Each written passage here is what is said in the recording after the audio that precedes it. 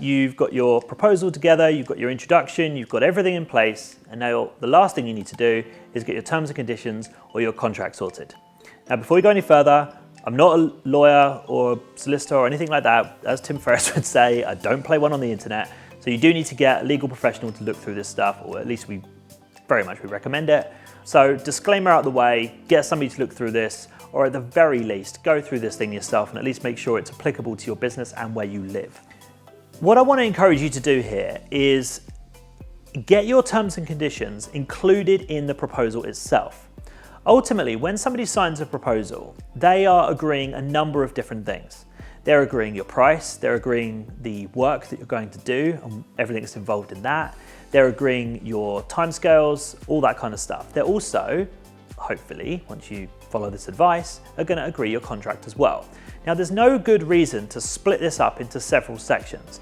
The only exception to this is if it's an incredibly large company that you're selling to and there is a legal team that's going to review the T's and C's. Now, if that's the case, including it would be a hindrance because it would slow the whole process down and the whole proposal wouldn't get signed off until legal have done their thing. So in that instance, it can be an advantage to split it up. So it's really just a case of knowing what the situation is when you're sending this proposal.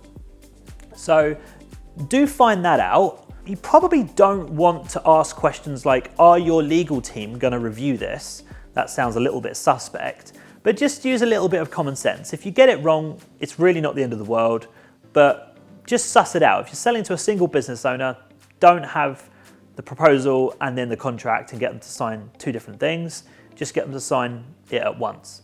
And if you're dealing with a large corporation, assume there's a legal team and do it separately. Now, what you can do with better proposals is use the content library. So you can include your contract in your template and then simply remove it if you don't need it. Or if you want to do it the other way around, leave your template without a contract in it, put your contract into the content library, and then you can just call it in with a click of a button if you need it. They're my final disclaimer covered words on your terms and conditions and will really take your proposal writing to the next level.